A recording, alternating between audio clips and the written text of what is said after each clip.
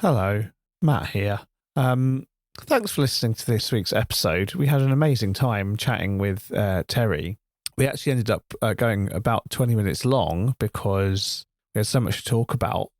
But as it happens, the last 20 minutes, for some reason, his audio didn't record. We spent the last section of the episode talking about, I think, one of my favourite things that Terry really has researched and kind of set in stone in the history of British tattooing, which is the work of American-born, London-based tattooer Alec Colville-Gordon, who was really responsible for some of the greatest flash painting in England in the first part of the 20th century.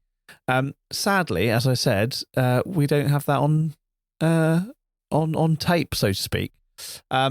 So we will get Terry back on again because, as you heard, even the part that we did record, we had far too much to talk about for the time we had available. So maybe this is a blessing in disguise and we'll do a whole separate episode about Alec Colville-Gordon, or at the very least we'll have Terry back on again. So thanks for your patience. Sorry, technical gremlins intervened, but there's so much solid stuff still in the episode, and I hope you've enjoyed it. Thank you very much.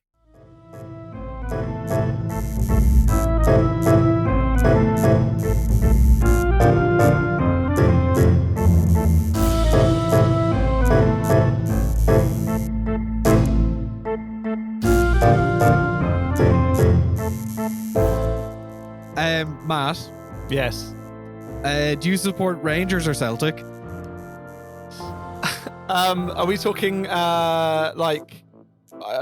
some particular Celtic, like the Boston Celtic basketball team, the New York Rangers? I'm not really a basketball fan, I'm afraid. You can interpret that whatever Actually, way you want. I think the Rangers are New York Rangers are an ice hockey team, aren't they? No, I'm remaining staunchly neutral. Good. This is a decidedly non sectarian, political, controversial show. But on the topic of Celtic versus Rangers, you're very welcome to Beneath the Skin, the show about the history of everything told through the history of tattooing. I am one of your co-hosts, Thomas O'Mahony, and I'm joined as ever by my esteemed co-host, Dr. Matt Lauder. And hello. On the topic of Scotland and rushing through the intro, we have probably one of our most awaited guests, one that we both are big admirers of and have been going back and forth on getting on the show. And we're very, very, very happy to welcome Terry Manton to the show. Terry, how are you doing? I'm fine, guys. How are you? All the better for seeing you, my friend. Good. Nice to see you again. We ran into the classic situation of we start the call and start talking, and about 15 minutes in, it was like, shit, I need to be recording this because we're getting onto some really good stuff now. I'm just so happy, Terry, to have you on the podcast finally, because as I've said to you in person, I think you are the best tattoo historian of British history, tattoo history in the world right now. I mean, ever, probably. Like the work that you've done and keep doing is astonishing. And yeah, like I take my several hats off to you because, I couldn't do what I do unless you did what you did. And I'm eternally grateful and excited by, sometimes I wake up in the morning or check my phone in the afternoon. I've got a pending message from you and I always know it's going to be gold and interesting. So it's great to be able to talk to you and share some of that conversation with other people. Yeah, it's my joy. There's no hardship in it. It's my passion. And I've been doing it I was just thinking today, I'm nearly 40 years into researching tattoo artists, which is a long time. It's most of my lifetime since I was a young tattoo artist when I opened my shop in the mid-80s. So yeah, maybe we should start there. So you're obviously from Scotland, whereabouts, and like, how did you get into this crazy business?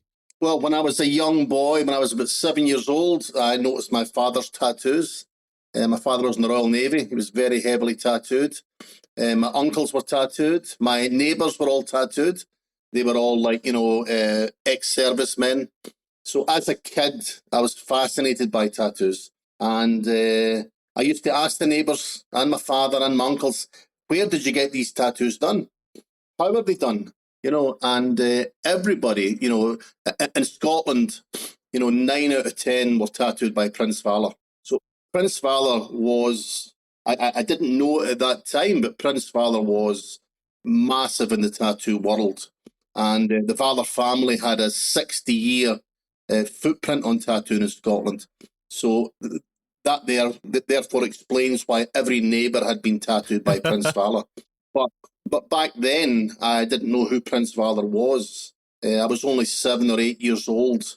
And by the time I was 14, I had made my own tattoo machine and I was tattooing everybody in the village. What was the... and then, just to stop you, Terry, what was the tattoo machine made out of? Well, the first machine I made... Well, I started tattooing by hand.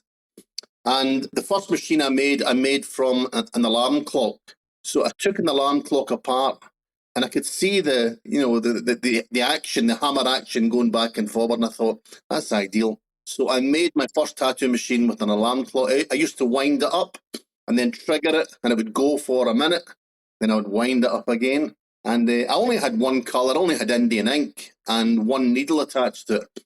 But that got me started. And then somebody that I was at school with had said to me that they had seen an advert for tattoo equipment in the back of a magazine. And it was Ultra Tattooing in Bradford. Now, bear in mind that back then, this was the end of the 70s, and there was nothing in the press about tattooing. There was nothing on television about tattooing. It was very, very hard to find out about tattooing. And I didn't know any tattoo artists. I didn't actually know at that time of Terry Wrigley. Now, Terry Wrigley, his shop was only 15 miles from me, but I'd never been there. It was as well being the other side of the world because, a 13-year-old boy is not going to get into Glasgow. And especially where Terry's shop was. Terry's shop was in the East End of Glasgow in a real rough place. I knew grown men that were frightened to go to the East End of Glasgow. So there was no chance that I was going to get there. But when I sent away to Ultra Tattooing, it was an eye-opener. And it took me that next step. I got some proper equipment, not the best equipment, but I got my hands on, tattoo inks and pigment and stuff like that. And that's what started me off. And then when I eventually opened the shop, I still had that passion to find out about Prince Valor. Yeah. And when clients come into the shop, I would ask them, especially if they had been tattooed by Valor, I would ask them, what was he like? What did he look like? How tall was he? Where was he from? And everybody had a different story. People said he was Russian. People said he was African. Some people said that he he was very well educated. Other people said he did not speak to you at all. So there was all these different memories. So I wrote to the national newspaper in Scotland, which is the Daily Record. And they published my letter, and I said, does anybody remember Prince Valor? Now, I was spelling it V-A-L-O-U-R. Because you'd never even seen it written down. You just heard it said. Never. Yeah. I only heard it said. So I thought it was like, the Brave Prince or something like that. I had no idea. And I got letters back from all over the country. Wow. And this is 1986, I think it was. So people were still writing letters back then. And people wrote to me and they had fond memories of Prince Valor. And then about 2 or 3 days later, my phone rang and it was Prince Valor's son, Bert Valor. Oh, wow. Yeah. And he was not happy. He wasn't happy. He was quite angry. And he said to me, don't write to the newspapers and ask anything about my family. But at the time, I didn't know why. So I said to him, I says, look, all I'm interested in is how your father got into tattooing. And he said, well, I'm not prepared to discuss that. Wow. So I think by him saying that at that time, that's what spurred me on to find out. So that's nearly 40 honestly, years. Knowing you all these years later, Terry, and knowing how you work and how you research stuff, like that is such an obvious, in some senses, in hindsight, insight into your working practices, because that's sort of still how you research stuff and get such incredible material, because you put yourself out there and you speak to family members and you follow your nose as deep and as hard as it will take you. And so I'm so glad that was how it started. That's amazing. Yeah, so that kind of spurred me on. And I think at that time, I was determined to find out. I just wanted to know more. So I went to the National Library in Glasgow, and I actually saw his name written down for the first time. In 1935, he had a shop in Glasgow, and I actually saw his name written there, and I seen it was Vallar. So I had no idea where that name came from. To me, it sounded foreign. But I just persevered with it. I looked at lots of records. I even looked at planning records. Not just and this is a decade to put it for listeners. This kind of research is quite difficult now, but this is like a decade or more than a decade before the internet even existed. You're looking at you're looking at index cards and like microfilm and like real dusty old books that no one's looked at. This is hard work. Yeah. So, I'm looking. I can't find any more than his name at that time. So when the internet came along, I thought I would try the internet and see what I could find. And I eventually made contact with Prince Vallar's great-grandniece. And she told me a lot of stuff that I would never have known otherwise. You always need that. You always need, the inside family information to be able to say to you. And it turned out he came from Ireland. And that was the last place that I thought he would come from. And I thought, that name Vallar doesn't sound very Irish. My own family are Irish, so I'd never heard that name over there. He was from Derry, right? He was born in Derry, yes. He was born in Derry. But his parents, his father came from Derby. And he was a magician and, a kind of sleight of hand and clairvoyant. He did a stage show. And he travelled around the country, and they spent a lot of time in Ireland. And Prince was born in Ireland in 1888, and they lived in Ireland for Prince was there for the next 16 years. And they moved to Belfast, and the father was still performing in Belfast. And there was a tattoo artist in Liverpool in the 1890s. You'll know this guy, William Ryan. And, William Henry Cecil Ryan, his name was. And he had tattooed a guy called Ted Frisco. And he had taught Ted Frisco to tattoo. And Frisco was performing in Ireland in Belfast with the Vallars. So this is where the connection comes in. So Ted Frisco is working with Prince Vallar's father. And he's tattooing at a place called Carter's. And this is where Prince Vallar learns to tattoo. He does his first tattoo at 14. And it's decided there and then that is going to be his profession. And by the time he's 16, he has his own shop. So that was the kind of connection. So without knowing that he was from Ireland, I could never have made that connection and, found out about Ted Frisco and all that kind of sort of link. So I had to have a bit of luck at the start. Yeah. To point me in the right direction. It is amazing how those bits of luck happen, and where, as you said, you can go months, years sometimes with dead ends, and then one little encounter or one bit of paper or one conversation just opens up whole other avenues of research, right? Me and Tom also joke, and you know this as well, like you have to be in with the nephews, right? In your case, it was a niece, but like the nephews and nieces always turn out to be the most interesting because they're sort of far enough away from it as not the direct descendants that they may be a bit less cautious, but they're also obviously know the family stories. And I'm very grateful to all the nephews that listen to this show because some of them have been very helpful.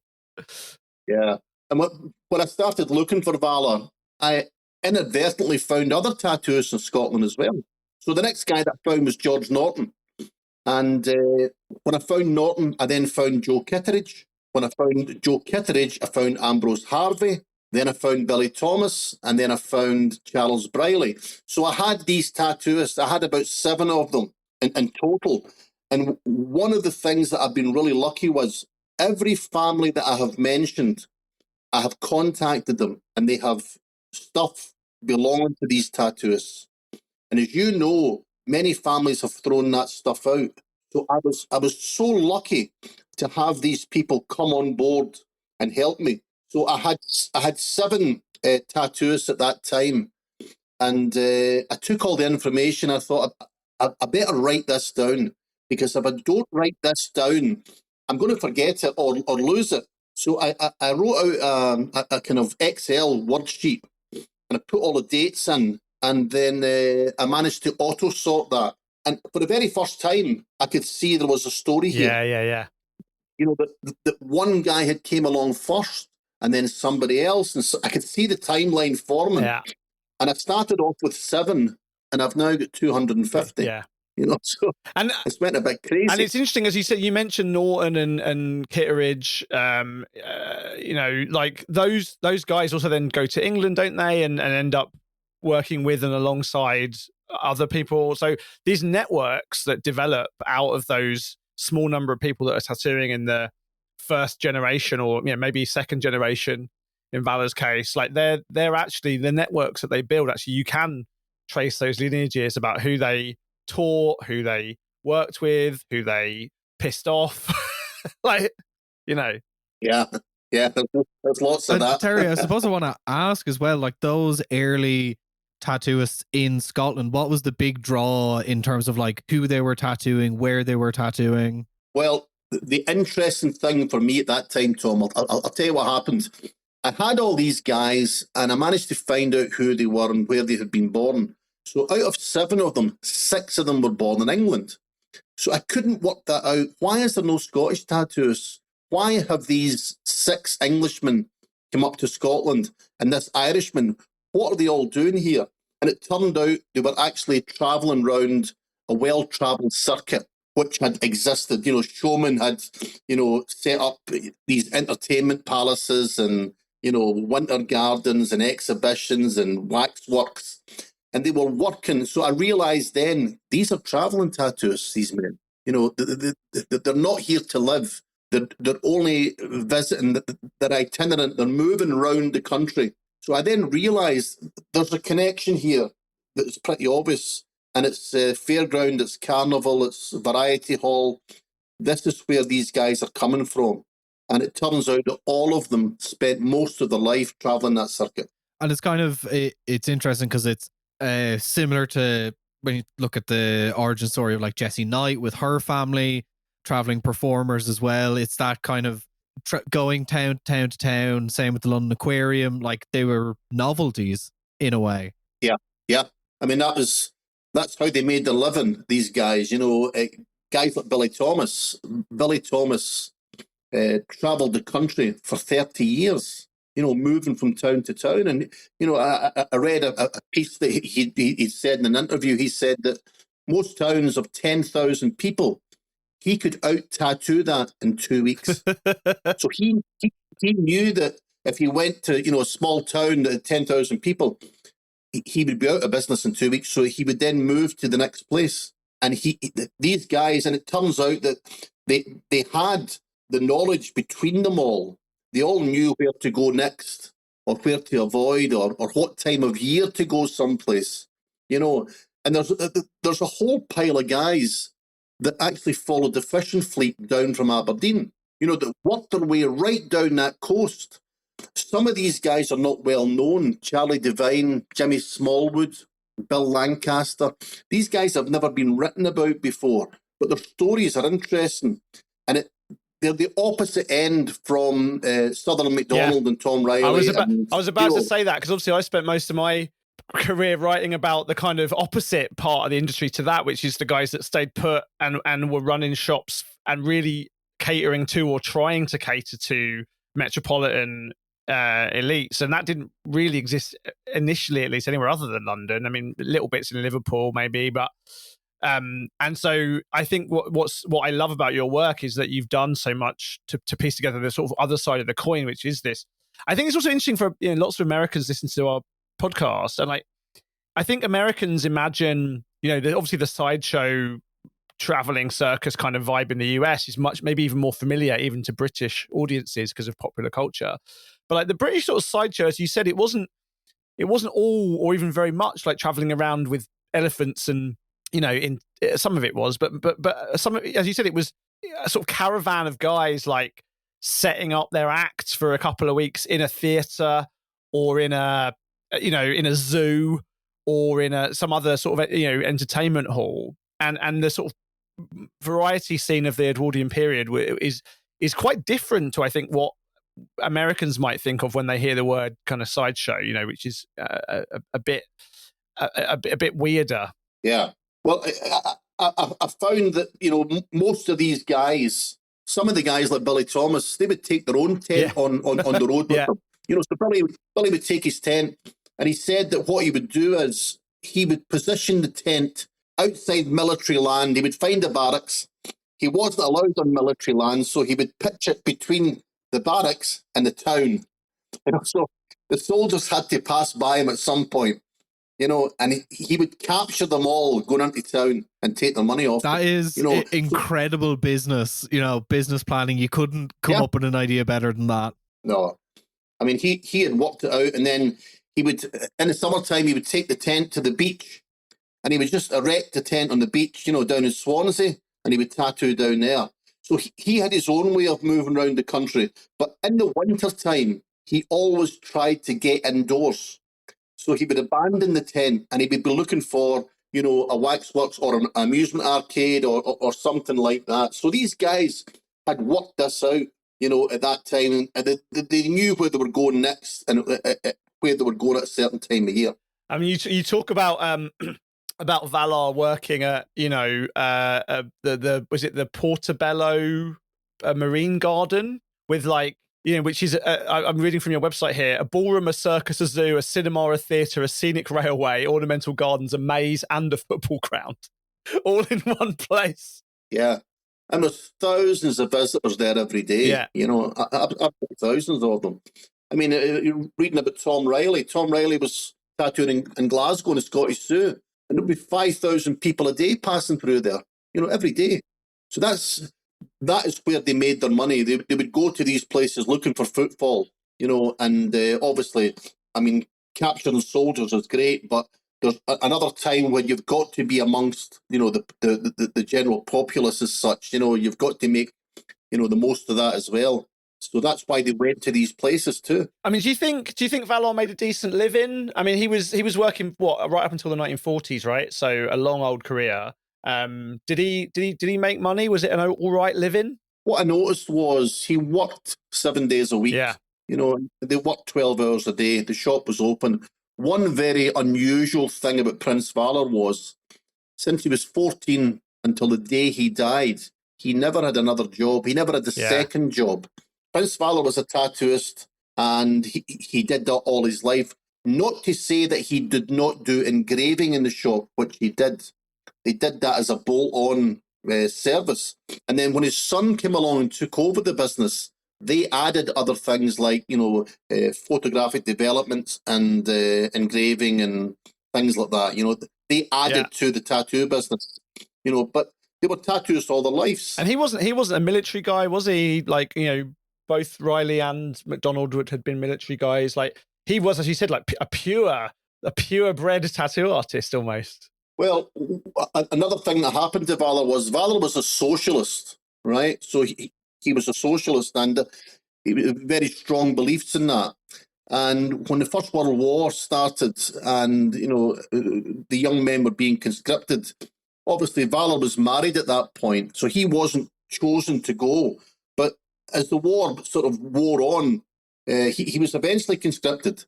And he wasn't sent to the front line. He wasn't sent to France. He was sent to Arbroath, which is, and he was assigned to the cyclist battalion. So all he did was cycle round the coast, but he was still away from his tattoo parlour for 3 years, and so that was his military service. And one of the strange things that happened was in the Second World War, when the Second World War broke out, he was determined that Bert was not going off to fight. So he sent Bert to Ireland, and Bert went to Ireland, and because they had Irish connections, the Valars, he managed to get an Irish passport, and he managed to stay there for the duration of the war. And he actually tattooed in Ireland at that time. Oh yeah, he was quite a strong socialist communist, wasn't he, Bert, as well? Bert was, yes, up to the sort of day he died. He was very much involved in it as well. So yeah, the Valar family were socialists, so they had that kind of belief about the war. Yeah, and he was in America very briefly, right? Just for a few months. Yeah, he went to America. I think that at that time, this was before he was married. So I think, like all young men, he wanted a bit of adventure. And he sailed over to America. There's no real sort of documentation to say where he worked there. The only place that I could find was he was down in Galveston. Yeah. So he arrived in New York, but I don't know whether he worked his way across the country or whether he sailed round from New York to Galveston. But he worked in a pool room down there.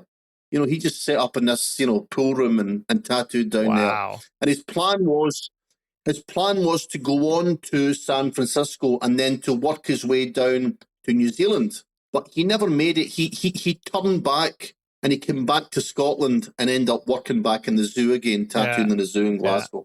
And he was, I mean, as you said, like he was so fondly remembered. I mean, did you manage to meet anybody who was actually tattooed by him? Did you manage to find even after that amount of time? Well, bear in mind, in the sort of 70s when I'm a kid, my neighbours have all been tattooed by Prince himself.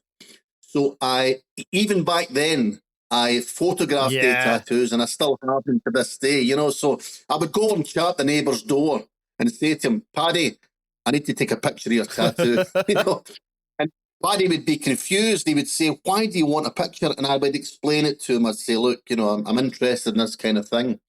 And I would ask these guys, I would say, what do you remember? One of the strange things that happened, right?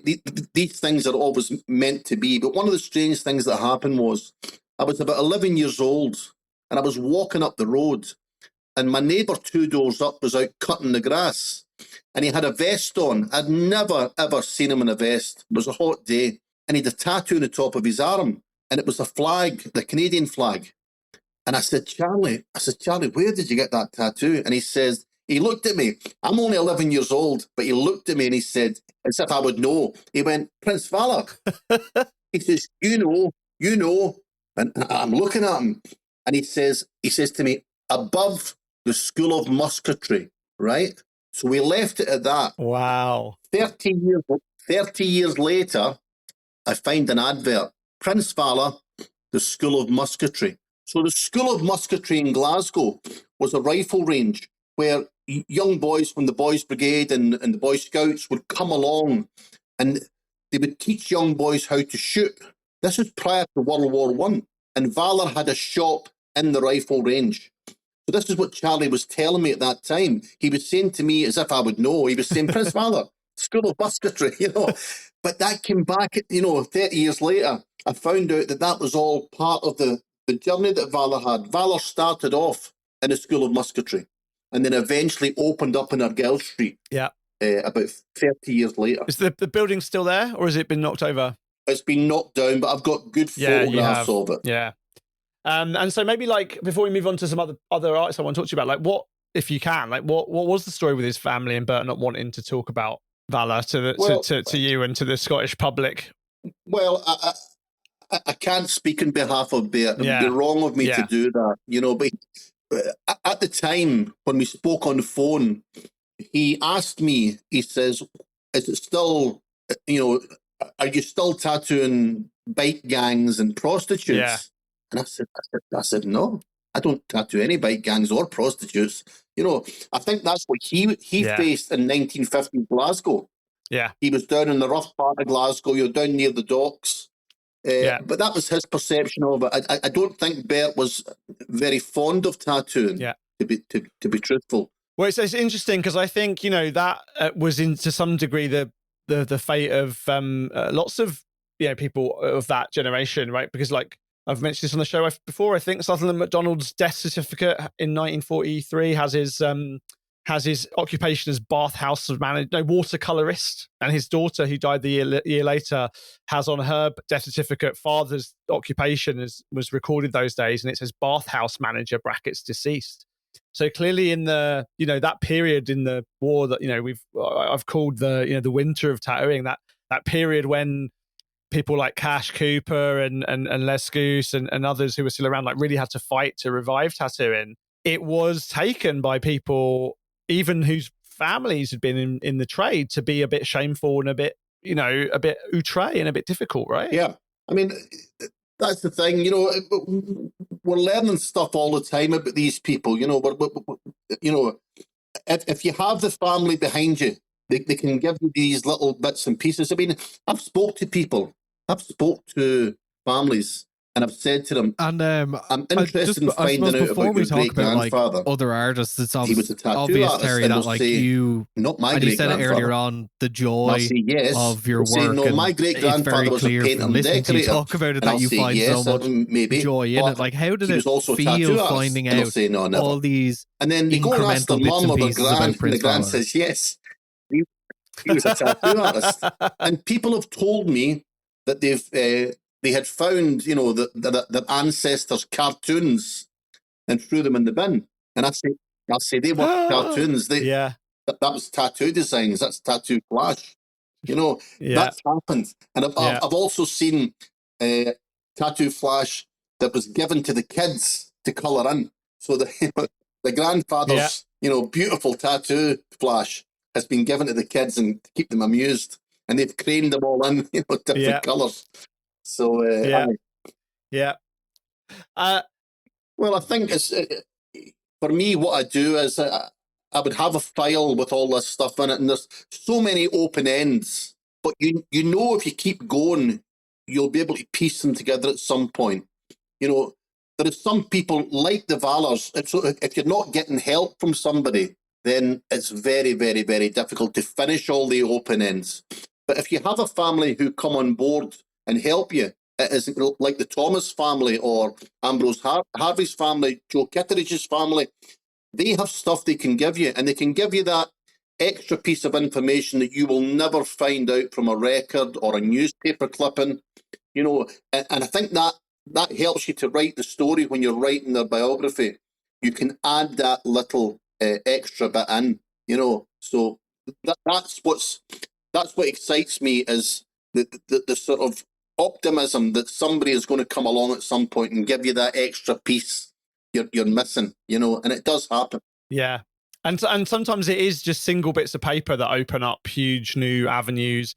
Every time new things get digitized, even not through families, it's single bits of information can totally change what we think we know. I mean, annoyingly, Terry, you keep finding out stuff that I have already written the opposite of. You keep doing, and I send stuff to print, and about 5 minutes later, you discover another bit of information that kind of incrementally pushes the story, which I'm so grateful to you for. But it's just a sign of how, as you said, how dynamic this field is, because we as you said, there's even for the famous guys and gals, their stories have been not that well known, and you've done a huge amount of work even on Tom Riley, for example, recently.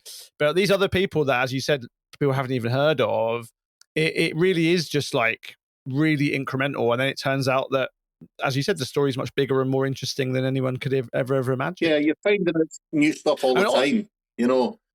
Every single week, find out new bits and pieces and new names. There's names.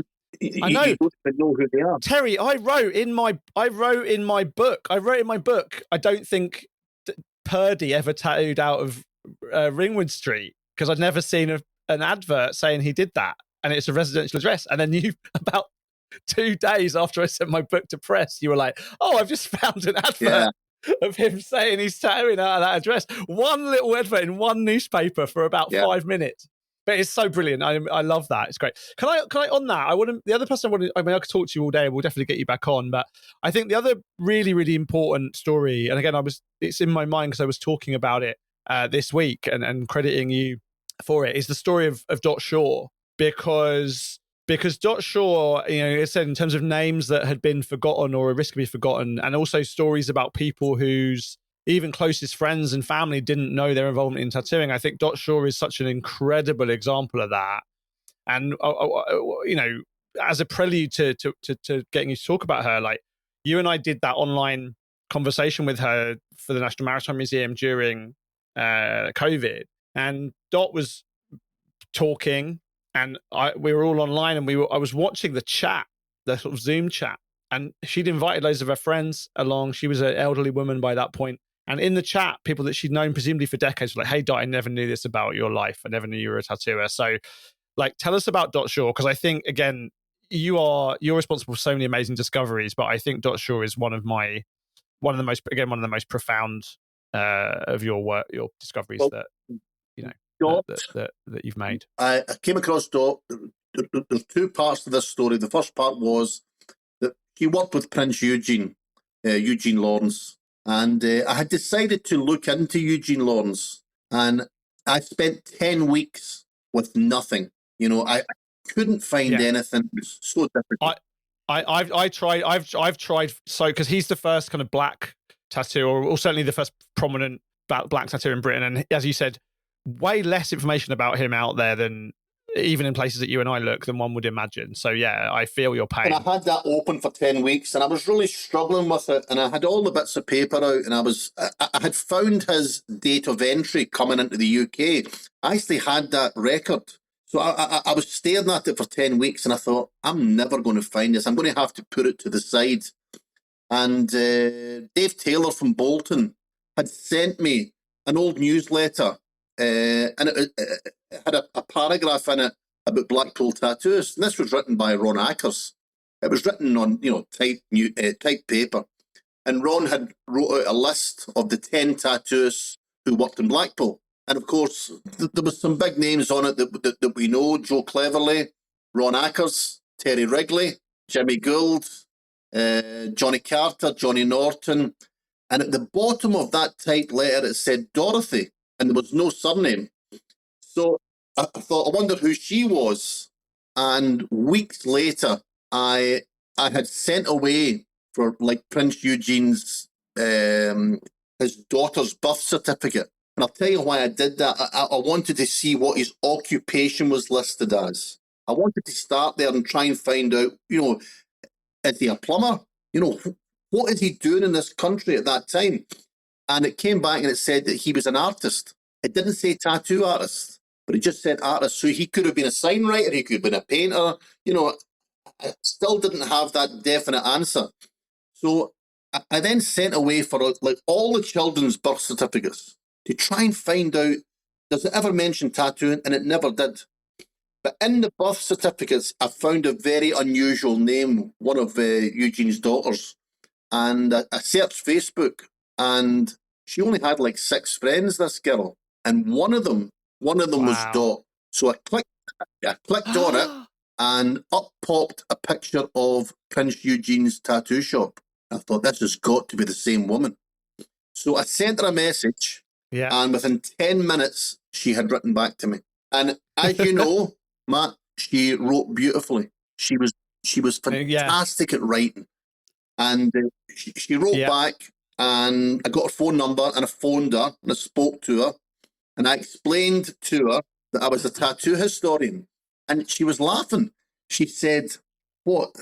There is people interested in tattoo history? And I said, yeah. And I explained what I was doing and what I was trying to do. So over the next few months, we corresponded. This was during COVID. So I wanted to go down and see her, but she was shielding at the time. And we spoke on the phone most days. We exchanged emails back and forward, lots of information.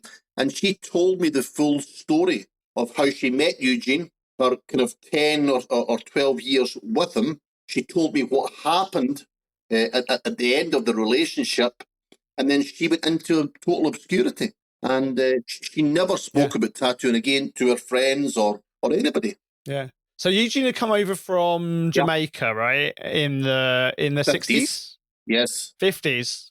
And then basically set himself up working more or less on Blackpool seafront. Well, the story was that I asked Dot, I says, how did Eugene get into tattooing? And she said he was taught by a man who tattooed in Blackpool. So I said, can you remember the man's name? And she said, I think his name was Reg Stoke. So I never said nothing. I know who she's talking about, but I never said nothing. And I says, Reg Stoke. And she said, yes. And she said to me, he had one leg shorter than the other. So I knew from my own notes that was Rex Stoker. Rex Stoker. Rex's family had told me, and I've got it in my notebook there written down by hand, he had one leg shorter than the other because his granddaughter told me that he was incapacitated. Therefore, he couldn't work down the mines. Therefore, he became a tattoo artist. So I knew that, but I didn't prompt Dot over that. I let her keep talking. And at the end of it, I said to her, it's not Reg Stokes, it's Rex Stoker. And she said, that's what I said. And I says, no, you said Reg. But it doesn't matter because we've got the right guy now. So apparently Eugene had sat in for a full season with Rex Stoker to learn how to tattoo. And he coloured in at first. And then eventually Rex Stoker, who was leaving Blackpool at that time, sold him some equipment and stuff like that. And that's how he started off tattooing. The next summer season is where Dot comes in. Dot went to see him, and she was still a schoolgirl at the time. Oh, and she was very talented art-wise. A nice process. Down there. Yeah. And Eugene said, well, if you can draw some designs for me. And that's how it started. And then he trained Dot how to tattoo. And then, as I say, for the next 10, 12 years, they worked together on Blackpool. Yeah. And she never had any tattoos of her own, did she? She had a tattoo inside her lip. She had Dot tattooed inside her lip. And also as well, she told me a great story. She went down to another tattooist, a guy called Mick Wigfield. He was working down the road and he put a little beauty spot on her face. And she went back to Eugene and he was furious. And he tattooed Milton baby fluid into the tattoo. And then they picked the scab off and it took out the black ink. Wow. Who needs laser? Bring that back. And the photos, there's very few photographs of them or that period, but you found a few, and there's photos of them doing all right for themselves, right? Like nice sports car, and they were clearly kind of, must have been quite a lucrative pitch for a while on Blackpool Seafront. Well, I think he knew how to make money. He was clever that way. She said that, they had worked out how they made their money was doing swallows and doing love hearts. It wasn't doing dragons or back pieces or anything like that. They wanted them in and they wanted them out. And he just tattooed with black. And if you wanted colour, it was extra. He knew all the scams. He was quite a clever businessman. He was the first guy to ever first guy in the North West to have a Jaguar sports car, brand spanking new. Yeah. So he did well at tattooing. Tattoo never changed, Terry. Yeah.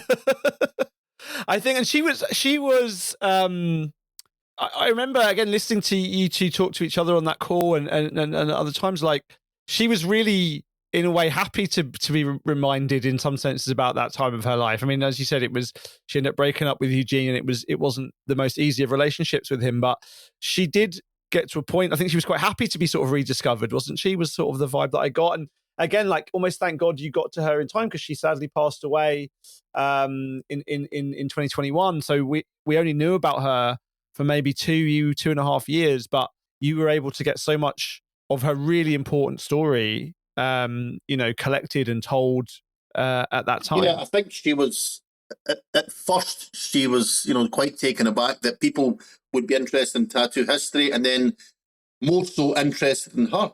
And I said to her, I says, well, if you think about it, I says, I would love to have had a conversation with Prince Valor, but he's obviously gone. But here you are. Dot was a tattooist in the late 50s. She knew all these guys down in Blackpool. So if you had a question, you could ask her. You could say, what was Harry Lever like? And she would tell you, Harry was a great guy. But she would also then add in, Harry was a great guy, but he was a great piano player and a great singer. Now, how would you know that otherwise? But Dot had socialised with Harry. She loved Harry to death. He was a gentleman, apparently. And even though they were rivals, they were only a couple of 100 yards apart. She got on great with Harry. She thought the world of him. And her story is, again, kind of iconic of lots of the women that you've written about, in that they have been overshadowed by their fathers or husbands or boyfriends, right? But they're really important. And sometimes, as you said, they exist as an odd name somewhere or a sort of snippet of conversation. you and I have talked about names about which we don't know enough, like Grace Bell, for example. But you've talked about you've written about like Hannah Kilbride and like other, Annie Kitteridge, like women who, I talk about Jessie Knight all the time, but like these women that were in and around tattooing without having their names over the door, right the way back into the late 19th, early 20th century, right? Yeah, and I think that's an exciting part of tattoo history that we haven't really got into yet, because I've got names going back to 1900. Catherine Lloyd was a dedicated tattoo artist. She worked with her husband, but she was a tattoo artist in her own right. And at the moment, I don't have anything on Catherine apart from various court appearances for fighting and, petty theft and stuff like that. But it will come eventually. Something will pop up. Yeah. So looking at that, there's a lot of ladies prior to World War I who we don't know about. Madame Blanche, Madame Cook, Madame Ivorine. There's lots of female tattoo artists who worked at that period that we know nothing about. We just know their name.